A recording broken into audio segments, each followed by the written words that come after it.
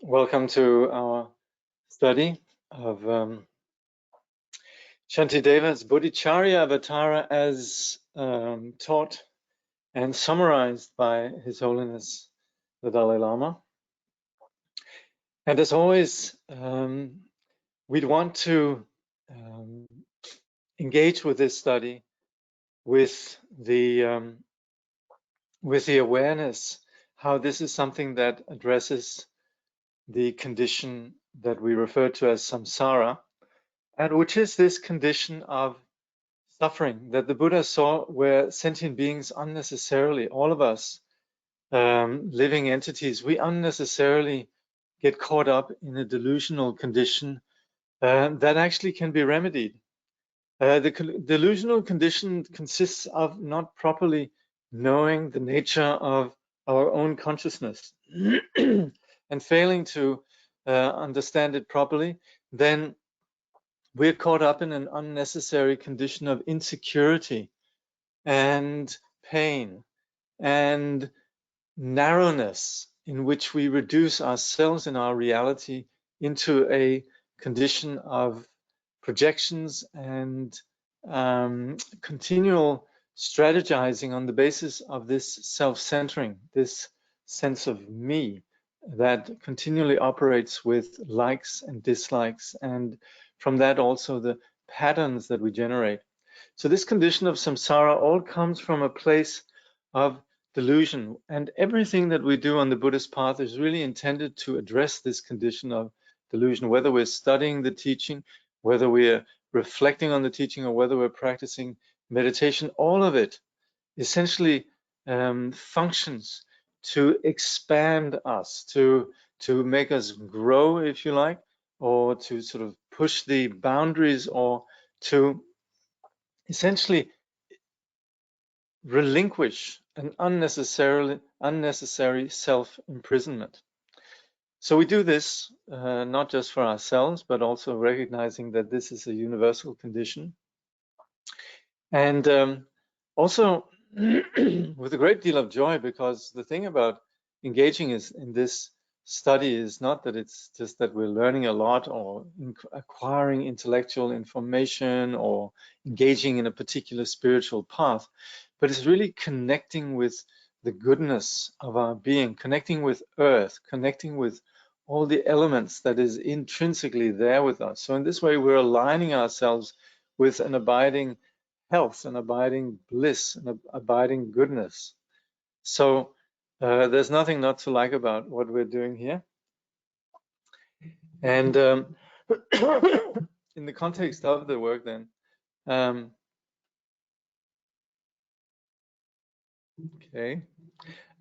the context of this study, we're then presently in the, what is it, the 7th chapter, 8th chapter? Yeah, I think it's the 8th chapter on meditation. So we'll begin with the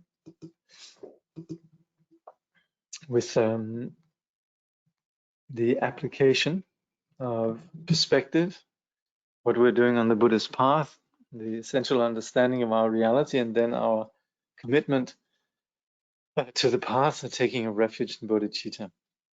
So it says, abandon evil doing, practice virtue well, subdue your mind. This is the Buddha's teaching.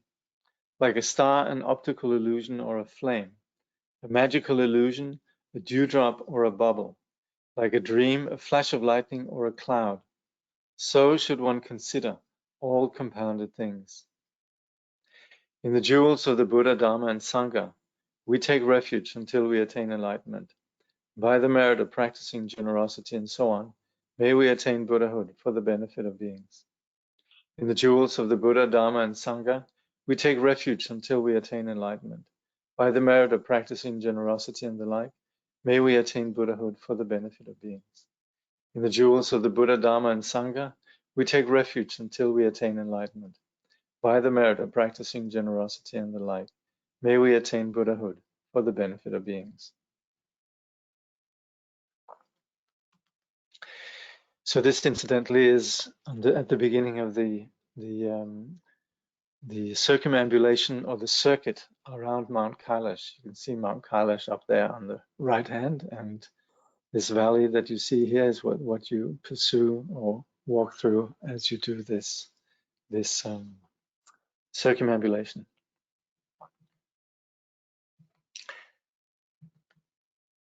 So, in terms of the practice of meditation, Shantideva is highly recommending finding a place that's quiet. And like I said last time, this is not necessarily the reality for a lot of us who live in a modern, possibly urban setting. And as such, we shouldn't feel that there's a conflict between this advice and our own situation. It's just that Shantideva says this would be good, and we can look at sages in the past who've done it. But if we don't have these particular circumstances, that doesn't mean we shouldn't practice meditation or feel that meditation is premised on us being in such locations. It's just recommended. And as much as you have many great teachers nowadays that absolutely emphasize the value of integrating practice in the modern urban setting, then also they would also say it is good if you can sometimes, find a location that is a bit quiet and do a retreat. But again, what we mean with retreat is essentially setting some boundaries, and this we can very well do within our own context, in our own home, wherever it might be. So it doesn't necessarily mean that we absolutely have to go to, you could say, mountains and forests, and you could say quiet, lonely places. It's also something that we can do simply by having a time and a place in which we're dedicated, where we're focused on the practice of meditation, and this way setting boundaries in terms of our own discipline. We could, and this very often meditators and teachers will emphasize, we could very well be in an ideal location and yet be concerned with all sorts of things, being distracted, our mind wandering everywhere. So at the end of the day, it really comes down to this focusing our mind. But as we'll see here today, then there are still things that do preoccupy us. And Shantideva will be taking us through some rather uncompromising analysis with regards to some of the things that we tend to obsess about.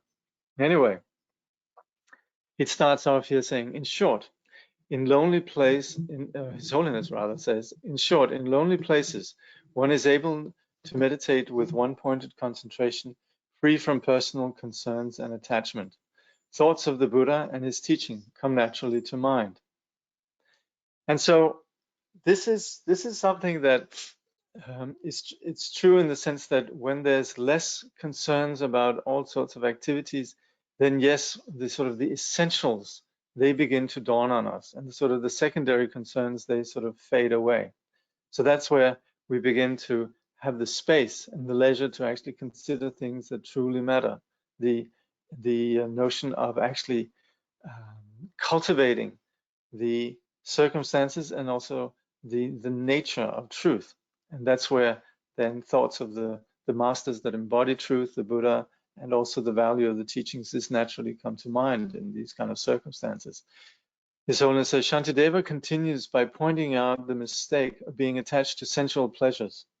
As the Bodhicharya Avatara was originally addressed to a community of monks, this section deals with the defects of the female body, but it should be understood that a woman practitioner can apply the same methods of reflection to men's body. And this is kind of interesting because very often this sort of popular discourse around men's sexuality is very much the fixation on the body aspect. And this is what we're going to be looking at here. Essentially telling guys that the body, which, very often, perhaps not in polite conversation, but very often becomes sort of the thrust of male sexuality, the fascination with the female body. And then very often there's the understanding that in the female psychology, it's maybe a different aspect that is the object of focus. But the bottom line is really that we are analyzing here. And we're not just sticking to some moralistic,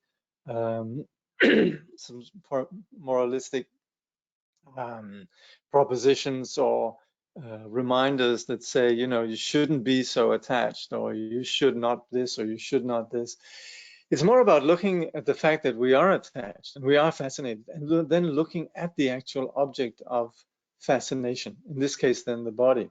So again, it's this kind of approach of rather uncompromising analysis that replaces these kind of very often prescriptive, moralistic ideas that we sort of circulate when we're trying to sort of inject an element of sanity in our obsessions or in our fascinations or whatever it might be. Then very often these become moralistic. I should be less attached, you know, or I should recognize that, you know, so and so is not that attractive, or whatever it might be. So that's very moralistic. Here we're not really doing moralism. We're simply just applying analysis. Oh yeah, you're interested in that body? Okay, let's look at what that body is, and so forth. So it's very different from some of the ways that we ordinarily go about in terms of injecting sanity in the midst of our fascination. So anyway, then Shantideva says, you send your go-betweens, both boy and maid, with many invitations for the prize, avoiding in the quest no sin, no deed that brings an ill renown. So that is where we involve other people. We're trying to seduce someone here. And once we're really struck, once we're seriously love struck, then actually there's no holding back in any way, regardless. Nor acts of frightful risk, nor loss and ruin of possessions, all for the pleasure and the perfect bliss, that utmost penetrating kiss. Of what in truth is nothing but a heap of bones, devoid of self, without autonomy. Is this the only object of desire and lust? Sooner pass beyond all suffering and grief. So we might, from our personal experience, and certainly it's a rich theme within the arts, within literature, within theater, within cinema, and so on, how on the basis of desire and obsession, people go to great lengths to obtain the object of their desire. Familiar theme. But what is less familiar is then here this analysis.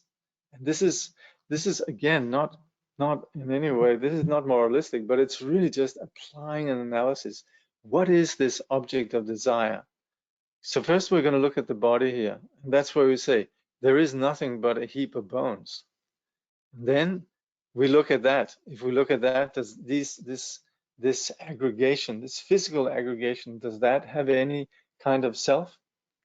Is that the only object of lust and desire? Don't worry, we're going to look at the mind too. but the thing is, there's a fair amount, and this, I would like to say, this applies equally to men and women, a fair amount of fascination with what in fact is just surface appearances. And we're going to have a little bit, as unfamiliar and possibly shocking this kind of analysis might appear initially. It's in fact talking about things that we humbly have to acknowledge is probably not untrue. So at least as far as the physical aspect of desire goes, is that really what we want? And what about actually doing something that goes beyond all suffering and grief, meaning actually focusing and being, you could say, aware rather than being absorbed in this sort of tunnel vision of desire. So His Holiness comments, think about it.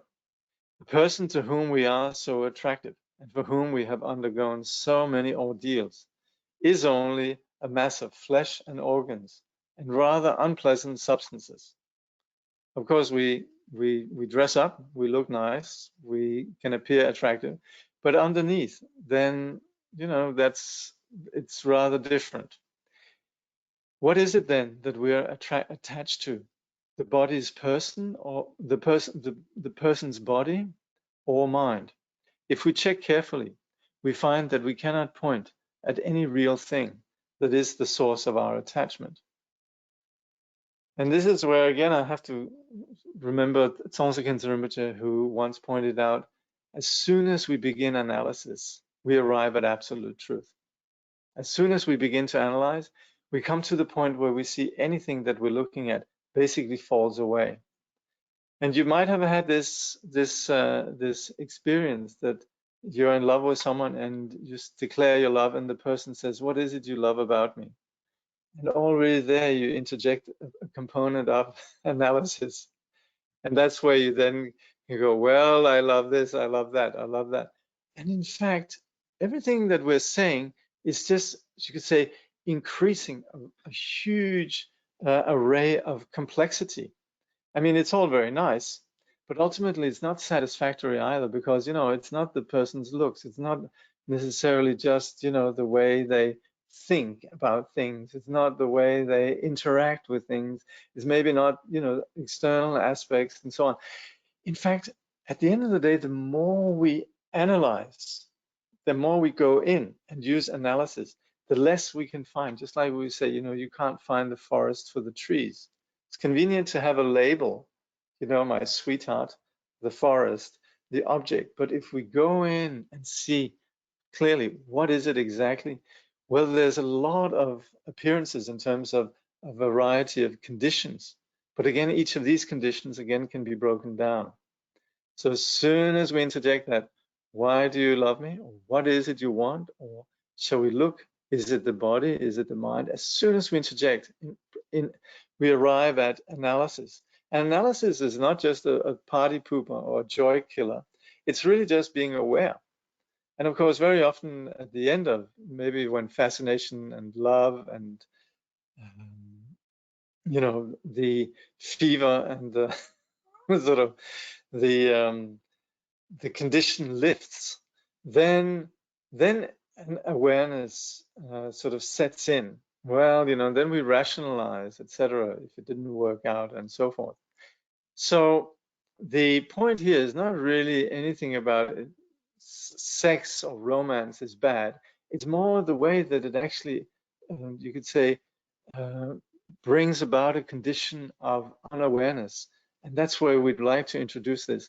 Of course, those who are tantrikas and who've been introduced to the notion of, the joining the circle of E and Wam and so forth, of course, that's true, but that's all of that engaged with from a perspective of profound awareness. And that's vastly different. What we're talking about here is the very ordinary, immediate, unaware, unconscious sort of engagement and assumptions that are basic to the normal situation of desire and attachment. So we continue the analysis here. But it's the skin and flesh I love, to touch and look upon. Then again, that happens, right? Then when you do not wish for flesh alone, inanimate, and then why do you not wish for flesh alone, inanimate and in its natural state? The mind that you perhaps desire, you cannot hold or look upon. Whatever you can hold or see is not the mind. Why copulate with something it is not? Okay, so here we're first looking at body and then mind. Okay, beautiful body, delightful to the touch and all of that. But then what's the problem then if it's the body that we are interested in? And again, this is just being unrelenting. No, yeah, it's the body you like. Well, what's the problem then with the body when it's just the body? And here we're talking about when there's no more mind in there. So then we say, no. It's, of course, we're just talking about a body because the body has the mind. Okay, well, what's the big deal about the mind then? Well, this mind that we then declare our sort of, how to say, appreciation for, is also something that is entirely intangible. I mean, we very often have the problem around the platonic relationship. If it's just, you could say, spiritual and cerebral, for some people, that's not quite enough.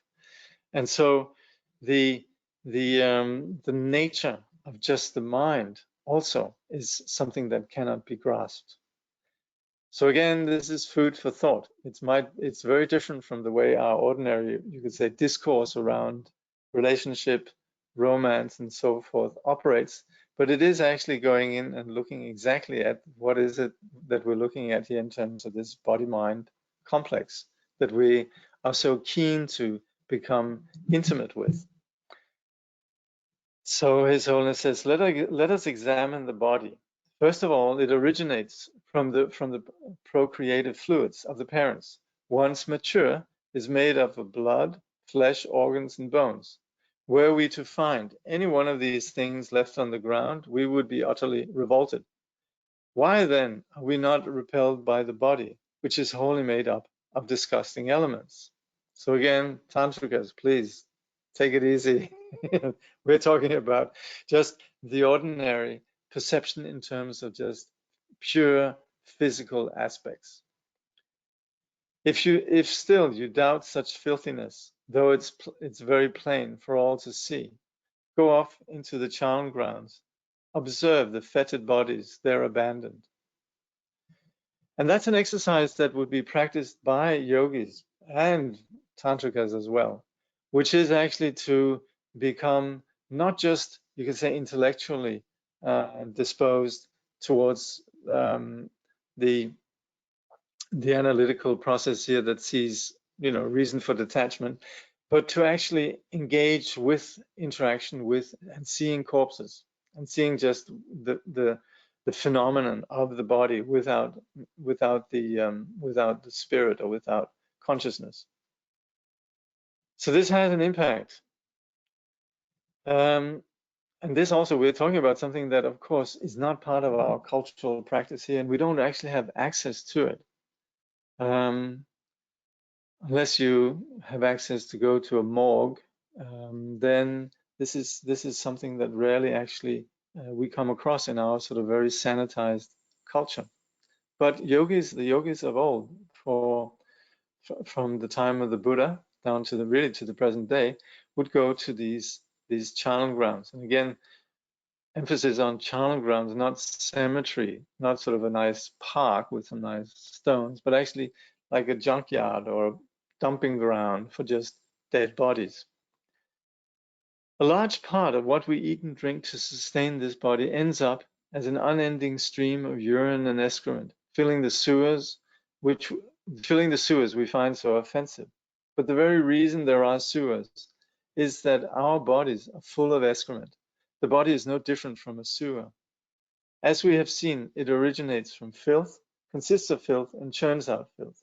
Only when we think about the body from this point of view, says the garland of jewels, will our attachment to the body begin to diminish, if not entirely disappear. So again, this is where we depart from our ordinary, you could say, oblivion and possibly romanticizing the culture of the body. This is very much also part of a large, you could say, commercial enterprise within the modern culture, which is sort of turn the body into something that should be in one way or another desirable, and as such, then there's a lot of products that we're being presented, and there's a whole sort of culture of romanticizing the body, which of course is, look, we should have every reason to be very grateful to the body, and we should carry ourselves with dignity and head and shoulders and all of that, for sure, be uplifted in terms of our culture around the body, but at the same time also not be, you could say, unaware of the fact that this phenomenon of the body also has plenty of things that are not particularly agreeable. And that this is intended to sober us up. So again, take someone with a very beautiful body. Suppose the skin were removed and the body opened up. Even in a living person, the internal organs are a gruesome sight. Our desire would soon give way to revulsion. Attachment to the body is illusion on top of illusion, and we should do our best to undo it. Again, I should say, very often people say, oh yeah, but this is a meditation for the monastics. The monastics, they need to do this. But no, the monastics are doing it, and they, of course, take the consequence of this reflection and, are celibate. But at the same time, it doesn't mean that the people who are practicing the Bodhisattva path or practicing the Vajrayana, the Tantrikas, that they don't do this. This is basic to the entire path. simply just being aware of what's what. It's like money. We very often would say, money is not everything, and look at what money does to people. Yes, we should have money. We should make sure that we have our financial foundation in place and all of these things. But at the same time, also, if somebody gets completely obsessed with money, we can also see where that ends. So that's where a wise person knows that this thing can be very helpful, but it can also be very destructive. So that's where we would, for someone obsessed with money, then we'd highlight the shortcomings of just being fixated on the material aspect. And similarly also here, for us who are seduced by the appearances of the beautiful body, it's also aware to be aware of the reality of it when there's awareness lacking, and when it becomes obsession. So Shantideva says, when you saw the heaps of human bones, you felt revulsion in the charnel ground. And will you take delight in cities of the dead, frequented by such skeletons that live and move? So we see there's persons in the charnel grounds that are not moving, and then there are persons that are still moving around, but they're already marked by death. Everybody carries already, they already have what some would say the cross on their forehead, they're already marked by death. Sons Against Rinpoche has written a book called Living is Dying. So we have, in fact, just a landscape of the, if you like, the living dead. So His Holiness comments, we experience endless difficulties trying to find the ideal partner. And once we have done so, we do not always get along well together. We cannot have children, or we have too many, and bringing them up adds to our problems. Of course, in the beginning, the novelty is enjoyable, but if we examine things closely, we find that suffering just follows on suffering.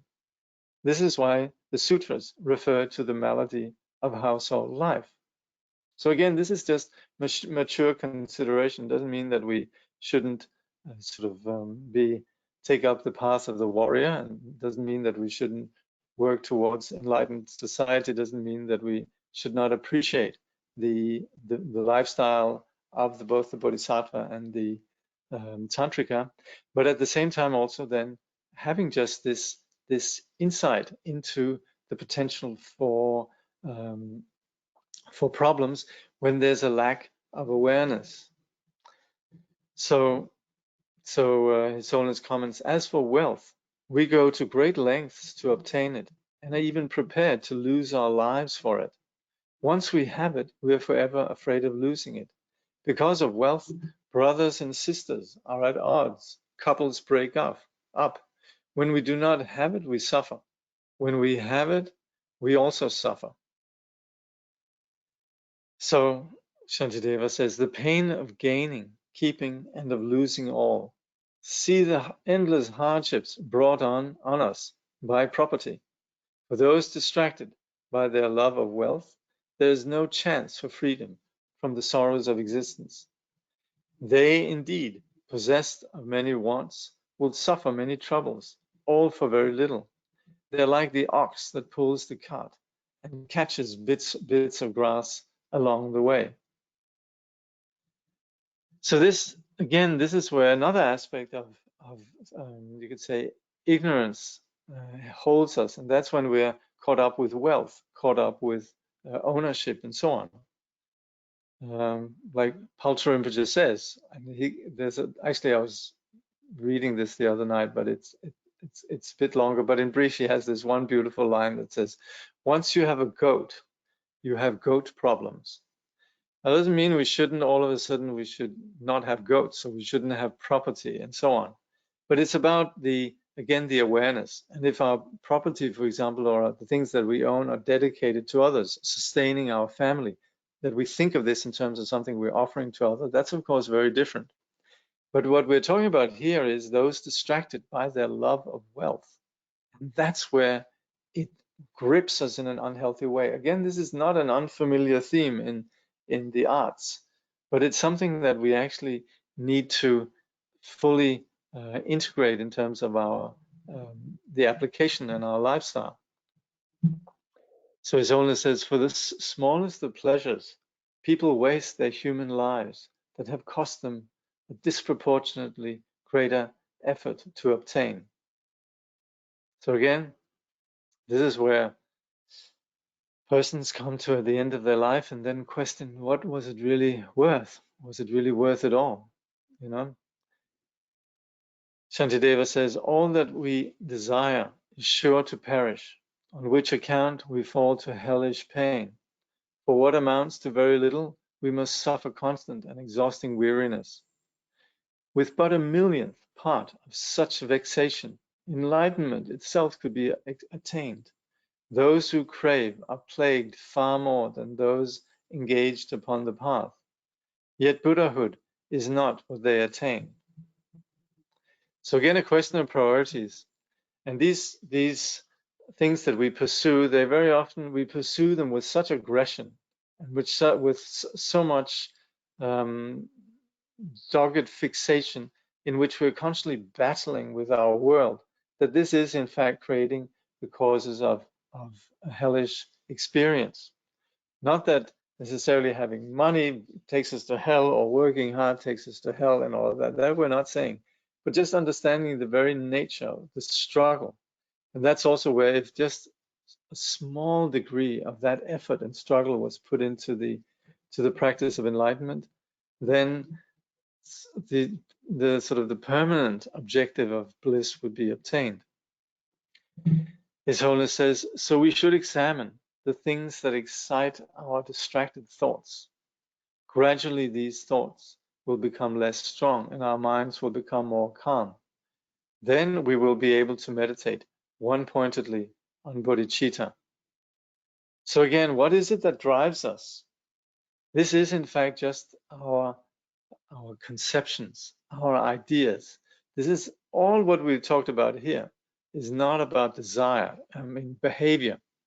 The identifying the problems with desire is about looking at the mind behind it. It doesn't mean all of a sudden we should, do one thing or do another thing. That's not what we're talking about.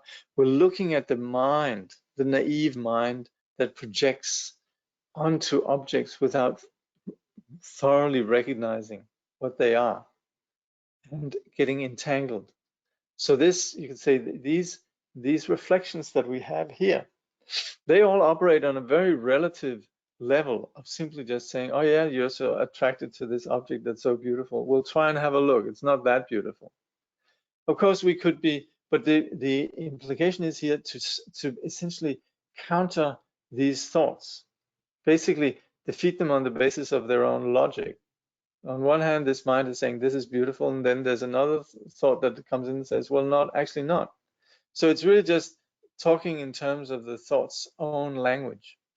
But we could go a bit further, and that is to understand that phenomena don't have the reality that they appear to have. That's the meditation on emptiness, on vipassana, or cultivating, you can say, a deeper degree of prajna.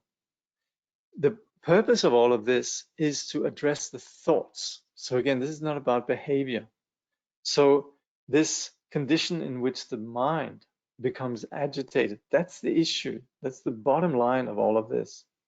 And once the thoughts, they no longer have the authority and the grip to control us, then we become more free. The mind becomes more calm. Then there's no longer the fever and the anguish and the suffering. And it's that place then that there's a calm in which there's less fixation around the self, and there's a greater capacity to understand the needs and the condition of others. We become more aware of others. We become more selfless, and that's what is intended then with the notion of meditating on bodhicitta, this awakened mind. His Holiness says the main meditation on bodhicitta consists of considering oneself and others to be equal, and then exchanging oneself with others. So that's where we sort of begin to yank ourselves out of this rut of just being concerned with ourselves and our wants and our happiness, and actually becoming aware of the others, there's a sense of us beginning to equalize, understanding that others are just as important as us, if not more. There's a fair few others of the others than there is of ourselves. As Shantideva says, for many eons, deeply pondering, the mighty sages saw its benefits, whereby unnumbered multitudes are brought with ease to supreme joy. So this is something that came from chapter 1, really highlighting the value of bodhicitta. It says, for eons deeply pondering, yeah, that's then you could say applying proper analysis, seeing clearly what really brings about happiness is this condition of the awakened mind that's free from self and dedicated to the well-being of others. His Holiness comments, the masters of the Kadampa tradition left detailed teachings on different ways of practicing bodhicitta. By generating bodhicitta through such practices, we can purify all our obscurations and accumulate positive actions. It is said that we have to accumulate merit over 3 uncountable kalpas, but these terms are relative. With the attitude of bodhicitta, such enormous amounts of merit are quickly and easily achieved. All the learned and accomplished masters, from the Buddha through Nagarjuna and his disciples, down to our present teachers, took the practice of considering others more important than themselves as the foundations of their own practice. Through this, they were able to benefit themselves and others on a vast scale. So if we look at the great masters, there's one thing that really defines a master, and that is a master. What we call a Buddhist master is not some smart person with all the right answers. What defines a Buddhist master is somebody who possesses kindness. Kindness might not necessarily translate into just being eager to please everybody. It might, that definitely is not the case, but it's a kindness that wishes others to have the causes of happiness, freedom from suffering, and so forth. And that's the quality of these great masters, that they move not on, what defines a Buddhist master would be that they move not on the basis of their own interests, but on the basis of caring and compassion for others. This might be difficult for us to cope, and you could say this kind of unrelenting dedication to what really works rather than just sort of short-lived cheap thrills might sometimes be annoying. But even so, I think most persons, they acknowledge the value of you could say the spirit, the motivation, and the teachings of such masters. So we have here particularly then the Kadampa tradition that very much emphasize the practice of bodhicitta. But it's also important to understand all the various schools, particularly then of Tibetan Buddhism, incorporated all of these. And there's not a single of the 4 schools of Tibetan Buddhism, Sakya, Kaji, Nyingma, and Gelug, who don't, where this teaching on Lojong, or training the mind, is not regarded as an absolute and indispensable foundation for the path, particularly the Vajrayana. So it says, anyone who has good thoughts, who does a lot to help others, and who leaves behind good memories, is respected by people all over the world, regardless of whether they're religious or not. On the other hand, the ignorance, arrogance, and obstinacy of certain individuals, whether their intentions were good or evil, have been the root of all the tragedies of history. The mere names of these ruthless tyrants inspire fear and loathing. So the extent to which people will like us naturally depend on how much or how little we think of others good. So again, it doesn't really matter if somebody is a religious person or whatever. If they do a lot of good for others, this is what really becomes sort of the light in the world. These persons, they sort of light up you could say, the value of existence, the value of being humans. And likewise, also, we look at all the tragedies that have been perpetuated really on the basis of simply just working for personal or national or you could say, agendas that have been all about setting up the duality between self and other. His Holiness then says, speaking of my own experience, I sometimes wonder why a lot of people like me. When I think about it, I cannot find in myself any especially good quality except for one small thing. This is the positive mind, which I try to explain to others, in which I do my best to develop myself. Of course, there are moments when I do get angry, but in the depth of my heart, I do not hold a grudge against anyone. I cannot pretend that I am really able to practice bodhicitta, but it does give me tremendous inspiration. Deep inside me, I realize how valuable and beneficial it is. That is all. And I try as much as possible to consider others to be more important than myself. I think that's why people take note of me and like me, because of my good heart. So this is rather touching, but also incredibly truthful and practical, because His Holiness is not drawing on some sort of, you could say, narrative of his being the manifestation of a bodhisattva of any kind, but simply just identifying that there's a good heart that he works on. So it's a very real quality that he possesses and which we all share. So His Holiness is making this very accessible.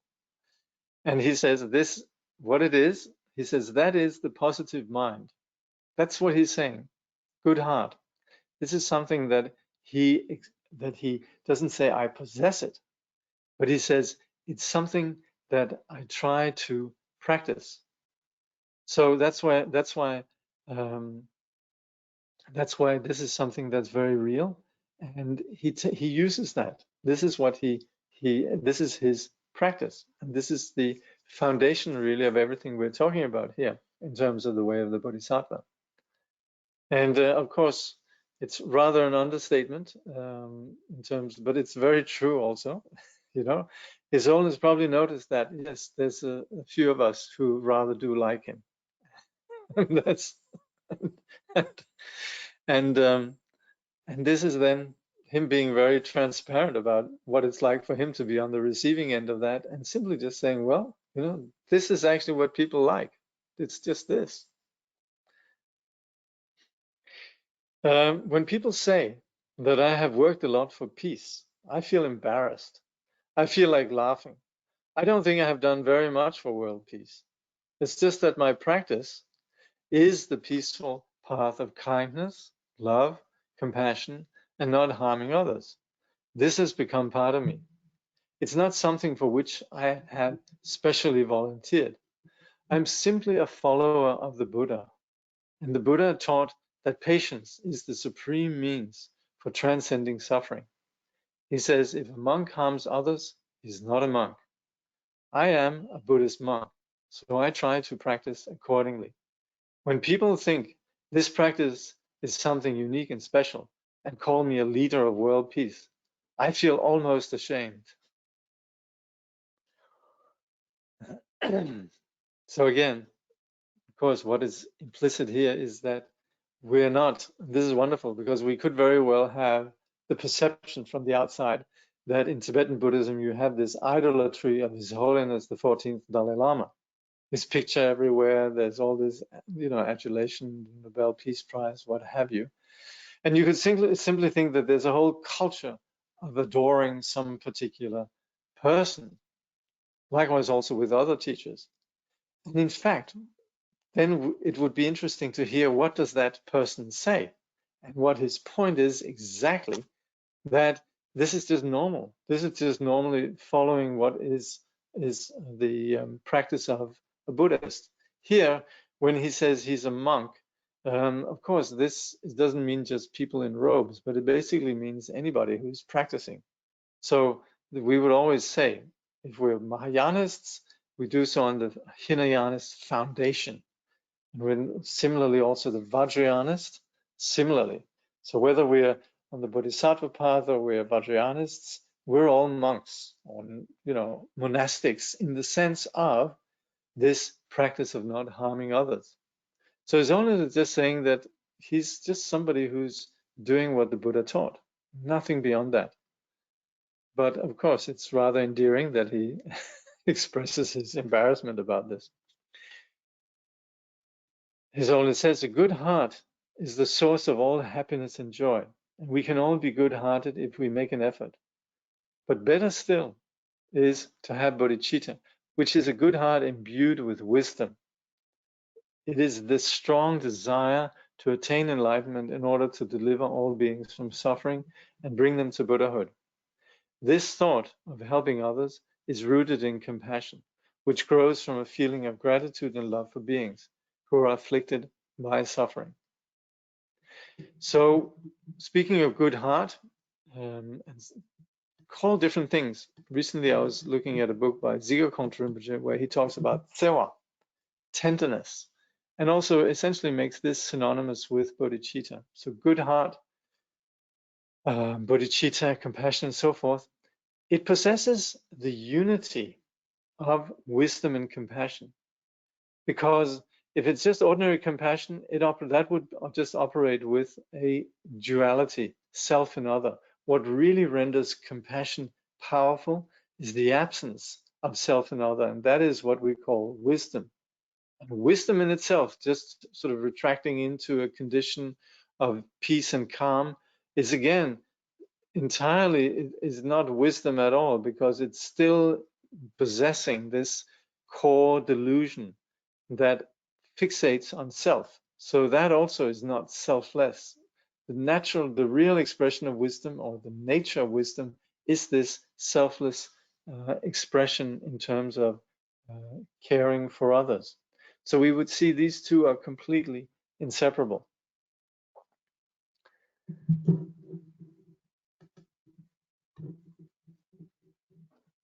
Okay.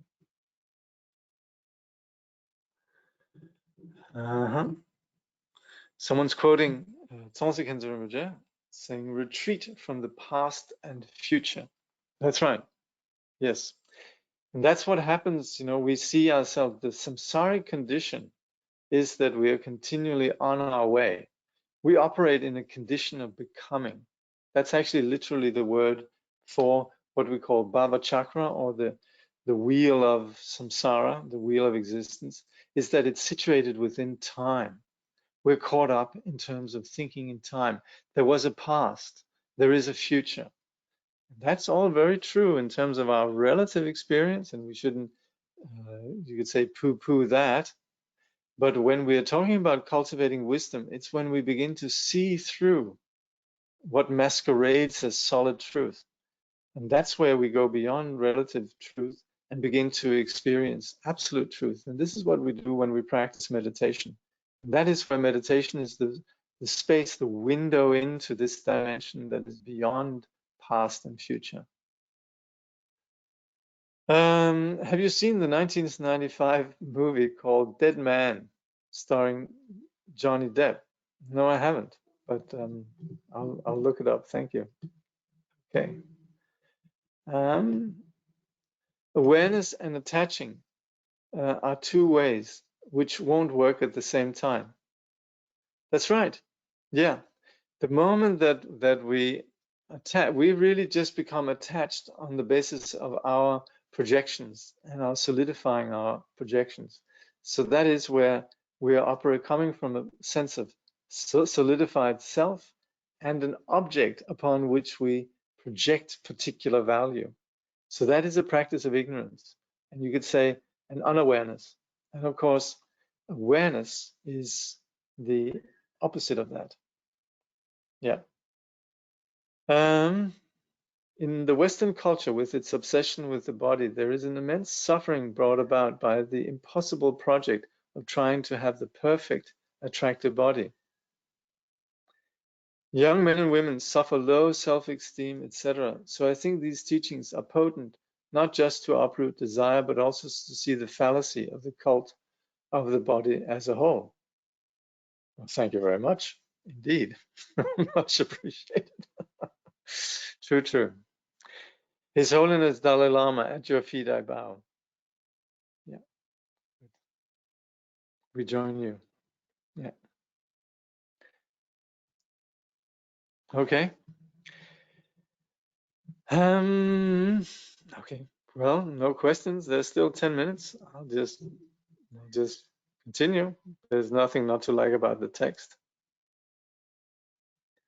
Jim Jarmusch film, Dead Man. Excellent. Okay, I like Jim Jarmusch. And Neil Young does the music. Okay, well, hey, and there we have Johnny Depp. All right. So His Holiness then says, traditionally, there are two methods for developing this sort of care and gratitude. One is to reflect on the fact that all beings have, at some time in the succession of their lives, been our parents, or at least close friends, so that we naturally feel grateful to them and wish to take on their suffering in exchange for our happiness. The other method is to understand that others suffer in the same way as we do, to see that we are all equal, and to reflect on what is wrong with egotism and the advantages of altruism. We can use whichever of these two methods suits us best, or practice them both together. So this is, of course, again, situated within a scientific perspective that does not believe that consciousness is something that originates based on the physical, and with physical death, there's no more consciousness, rather vice versa, and understanding how consciousness embodies itself time after time after time, in which we have sets of parents. And as such, we end up having a large debt to infinite sentient beings. We can try and see how long time this has been going on. And as we, just like if we try to reflect at where does the universe end, where does time begin, where does time end, we can understand the infinity in which we have been, you could say, re-embodying ourselves, and in which we have had countless relationships, in which countless times we've been indebted to countless beings as friends, as children, as parents, and so forth. So that's one way of understanding that others matter. Others are us. Others are not just out there as sort of seconds in our great drama, but we are deeply connected with and indebted to others. So that's one radical way of shifting our mind, and one radical way of connecting with this vision of bodhicitta. And the other is simply to understand that there's no difference between ourselves and others wanting happiness. And that makes us far greater persons. There's actually presently at Stanford, at the initiative of Geshe Thupten Jinpa, there's something called the Center of Compassion and Altruism Research, CCARE. And for those who would like to see some peer-reviewed academic papers on the value of compassion, you can Google CCARE, and you can find you could say, the psychological benefits of meditating on compassion. Of course, it's important to understand that meditating on mindfulness, meditating on compassion is not really intended to just make us feel good. In the Buddhist context, we're not just about engaging in these aspects of the path so that we ultimately feel better, but it's actually to get to the bottom of reality. It's to truly uproot delusion. So that's where it's much more than just sort of we'll feel better if you're compassionate, which is true, but that's generally seen as a little bit of a bonus, a side effect. And the real objective really is then uprooting confusion and really working towards the establishment of the happiness of others. So in this way, there's two approaches His Holiness promotes here. One is understanding how all sentient beings have been our parents, and also understanding how egotism just doesn't work, and seeing how we all fail when we pursue an egotistic agenda, and how we all are happy when we are caring about others. And as such, then we share this with all beings. We're equal with others in that regard. His Holiness says, in either case, it's necessary first to understand what we call suffering. It's easy enough to feel compassion for people who are starving, in pain, or in great distress, and for animals who are maltreated. But when we think of human and celestial beings who are very happy, we tend to feel envious. This is because we have not really understood what suffering is and that all beings suffering. Apart from the more obvious torments of suffering added to suffering, the first kinds of suffering, and sufferings of change, the second kind, then there is the third kind of suffering, all-pervading suffering. And that is then the basic delusional condition of fixating on a self. So our friends at Padmakara very kindly unpack this. They say, the three sufferings are as follows. Suffering added to suffering is what all beings can perceive as undesirable and painful. In samsara, sufferings follow each other in endless succession. For example, when one is stricken with illness, one succumbs to another malady, or the loss of all one's possessions is followed by one's house burning down. That's suffering added to suffering. Dungel ki dungel. Then there's suffering of change, jure dungel, refers to the fact that any happiness and pleasure in samsara is bound to change sooner or later into a state of suffering. For example, the gustative pleasure experienced during a delicious meal may give way to the discomfort of indigestion. Yeah? Or what is it? Something Rinpoche talks about post-pasta depression. And then finally, there's Kyabche Kidungan, the all-pervading suffering, which has been defined as suffering resulting from the very fact of having the five skandhas or aggregates. As long as one takes conditioned existence in samsara, there is suffering. Most ordinary beings are unable to perceive this clearly, just as one might not feel a hair on the palm of one's hand. But in the same way as a hair in the eye causes intense irritation and pain, realized beings experience this all-pervading suffering acutely. This I remember actually. This is in the jewel ornament of liberation. Yeah, then in their Gambopa he mentioned this fact. Yeah. So further explanation can be found in Gambopa's jewel ornament of liberation, and Pulse Rinpoche's words of my perfect teacher. Yeah. So, because of the latter, meaning this you could say fundamental delusion, as long as we are in samsara, we can never have lasting happiness. Once we have reflected on, understood this for ourselves, we can apply this understanding to others. Then we start to feel compassion and think, I must free all these beings from suffering. So, as Tsongtse Khenso writes, actually in the Tara Sadhana he recently adapted. Think of the flaws of samsara. The flaws are all there is. That meaning that in the condition of delusion, there is nothing but simply just flaws. There's the obvious suffering, there's the suffering that even what's delightful changes, and finally there's the fundamental suffering. So that's why there's every reason to have sympathy for others and wish to free others from this condition.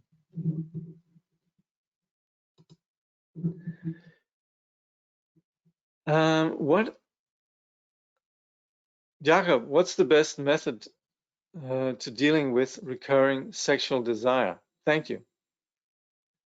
Exactly what Shantideva is saying here. This is timeless. And this, of course, like it says here, this is particularly addressed to the male audience, which is the fascination with the body. And it's essentially a condition of unawareness. So whether we're coming from a tantric point of view or simply just an ordinary, you could say, dealing with desire, something that's disturbing, then what we're introducing here is a wider perspective on the basis of analysis. So however we come at it, we need to understand it's the mind, it's the thoughts that are sort of attaching value to an object. So we need to first identify it's the thoughts that are really doing this. So that's where we need to not think in terms of it's the object and so forth, and having, you know, regardless of whether we're monks or whatever lay people, there has to be the recognition it's not really about the other, it's about our thinking. Okay, thank you very much.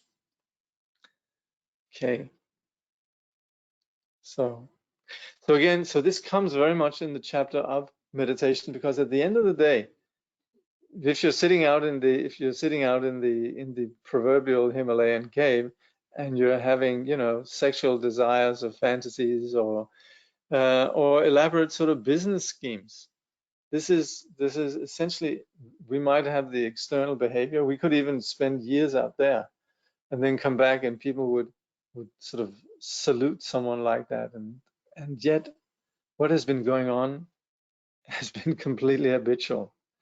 So of course the place itself generally helps, but at the same time, at the end of the day, meditation is really about us beginning to get a grip on the tyranny of our thoughts.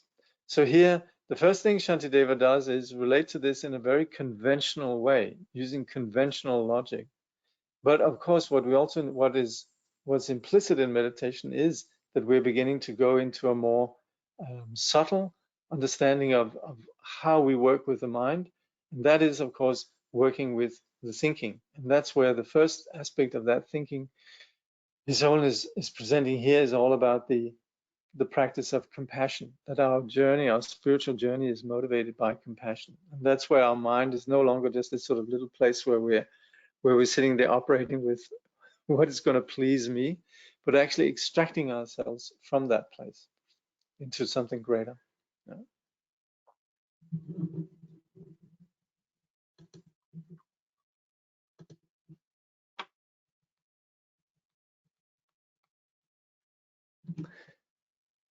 May bodhicitta, precious and sublime, arise where it has not yet come to be, and where it has arisen, may it never fail, but grow and flourish ever more and more.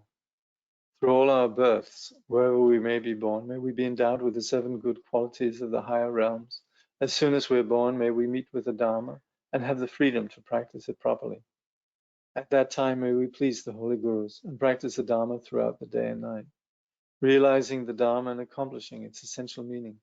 May we cross the ocean of existence in that life, thoroughly teaching the holy Dharma in this world. May we never tire of accomplishing the benefit of others. By this vast benefit of others, without partiality or bias, may all attain Buddhahood together.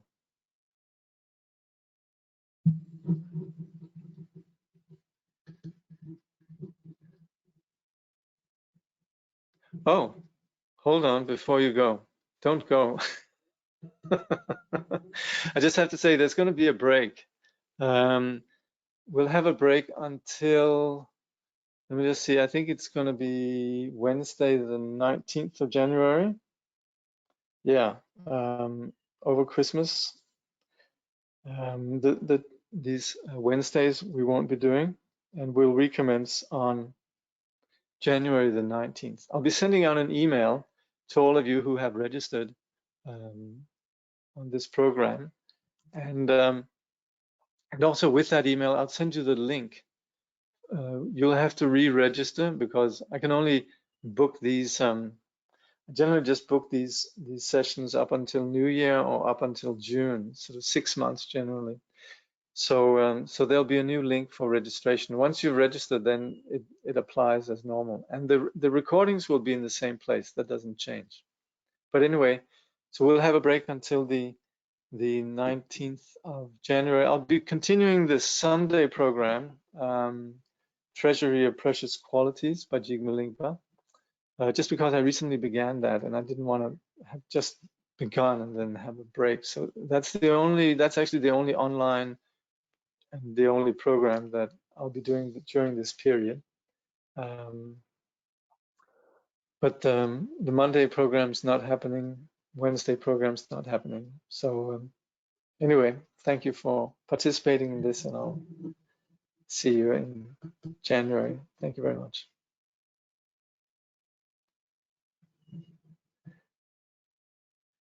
Someone says, didn't get a link for Sunday. Okay, if you haven't gotten the link, then send me an email and I'll send you the link for the Sunday program. Yeah. Okay. Thank you.